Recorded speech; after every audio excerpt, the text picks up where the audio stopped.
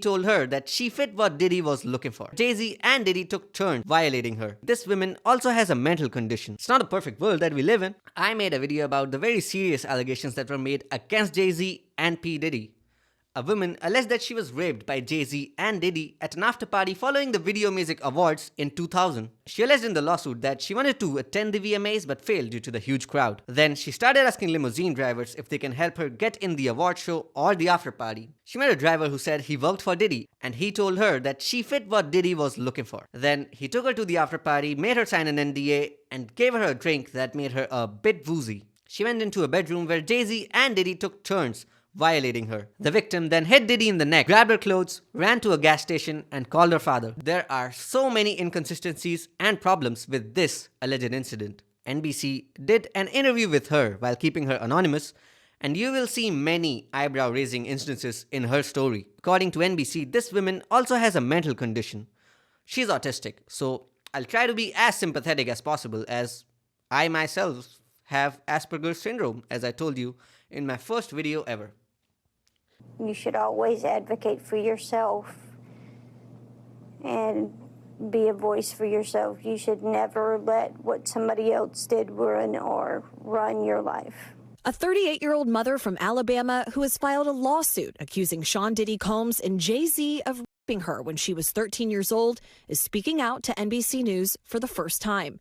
She asked us not to reveal her identity. See, ever since the P Diddy house was raided, thousands of people have come out with allegations like it was a switch that got turned on. If 1,000 people come out at once with allegations, there is a strong possibility that 900 of them are false and are just trying to get a payday or a settlement. Diddy is in some hot water right now, and the timing on which you put allegations on his best friend is just convenient in my opinion. I mean, it took 25 years to remember this incident.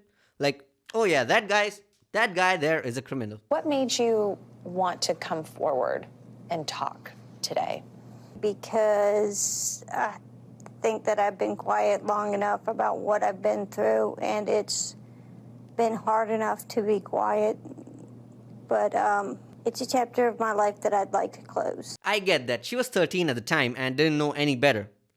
But her father? First of all, what parents in their right mind leave their 13-year-old autistic daughter unsupervised for a whole day? It's not a perfect world that we live in. We can see many inconsistencies in her side of the story in the interview. NBC News review of her account found inconsistencies with her allegations. She says that she went to the MTV Video Music Awards in 2000 to catch a glimpse of her favorite celebrities.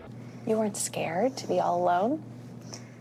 No, with having autism is like feeling like you live your life in a shatterproof jovial ball. The world's on fire. The fire is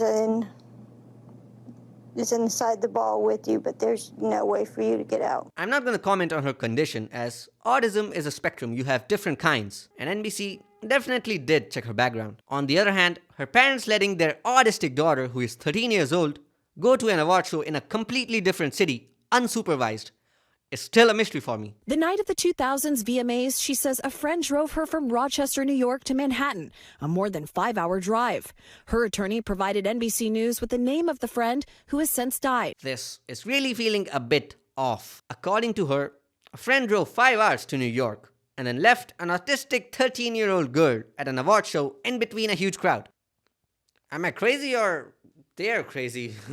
But if he was alive, people would ask questions like, what the fuck he was doing leaving a 13-year-old autistic girl unsupervised in a city like New York?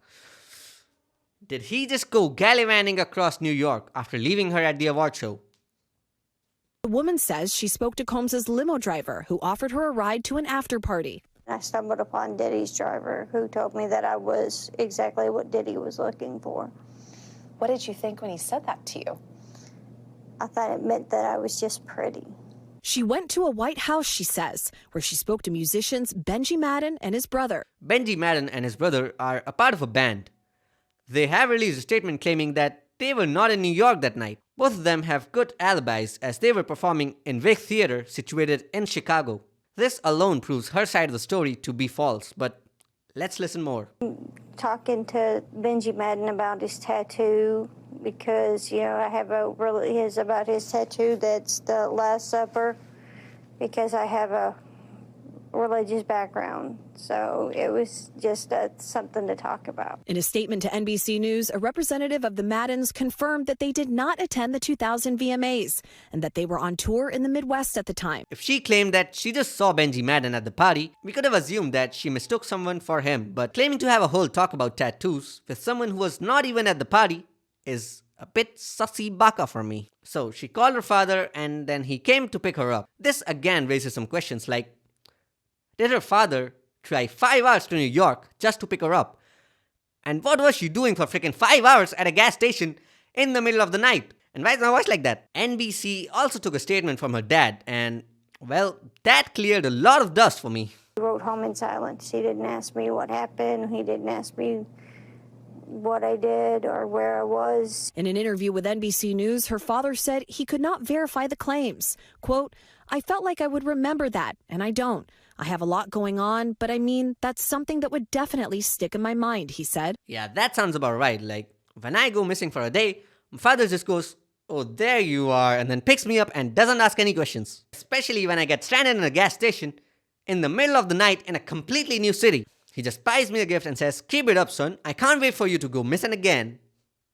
If I was a father and I had to pick my daughter up by driving 5 hours to a gas station in New York after she attended the VMAs, I surely would have remembered that. Yeah, I cannot believe her until that polygraph is done, to be very honest. The lawyer who filed this lawsuit against Jay-Z is a pretty decent lawyer named Tony Busby. He has been involved in many high-profile cases, like he represented all the people who died in the Travis Scott concert. But I don't think he has done his homework properly this time. He just saw a lot of money being involved and wants to grab it, apparently. Even in my previous video, I asked that why did her father didn't do anything? Now it comes out that he doesn't even remember any of this happening in the first place. Is any part of you scared coming out against such powerful people? Yeah, I'm scared of what could happen, but I'm more afraid of letting it eat me alive from the inside out than I am of, being chastised by their fans. Jay-Z also gave a statement to NBC where he again denied all allegations. In a statement to NBC News, Sean Carter said this incident didn't happen, and yet he filed it in court and doubled down in the press. True justice is coming. We fight from victory, not for victory. Jay-Z's lawyer also came out with a statement attacking Tony Busby for this frivolous lawsuit. It is stunning that a lawyer would not only file such a serious complaint without proper vetting, but would make things worse by further peddling this false story in the press. We're asking the court to dismiss this frivolous case today, and will take up the matter of additional discipline for Mr. Busby and all the lawyers that filed the complaint. Jay-Z has given out some strong statements.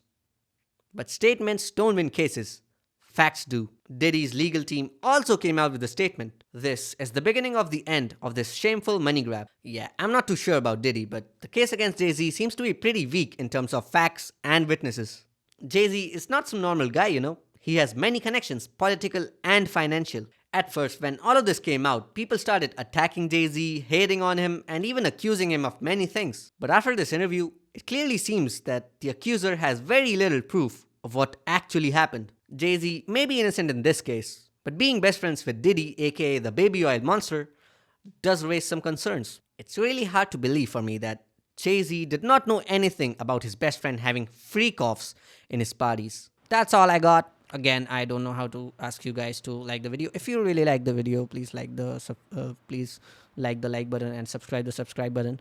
Do what you can to support the channel so I can get a real background and not this green screen shit.